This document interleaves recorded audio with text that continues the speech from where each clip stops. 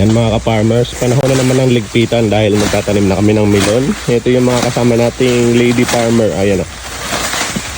Tignan mo naman, naputikan na o. Ayan at kanya-kanyang pwesto. Oo. Ito ang farm supervisor namin dito sa farm. Nakita niya naman o. Talaga naman. Oo. Sige, sige. Makunat po, medyo makunat po yung hinahata kasi eh. So, ayan naman, napakabilis. Ganyan dapat yung kilusan dito, mabilisan, no?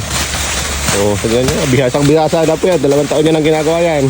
Dapat ganito ka rin kalinis. Ganyan ka rin kalinis, tignan nyo, may tsura. Bahid-bahid. Oh, di ba? Ito naman yung kamatis, ang dami pa, oh. Liligpitan na namin yan. May gusto. May gusto, oh. Napakabilis.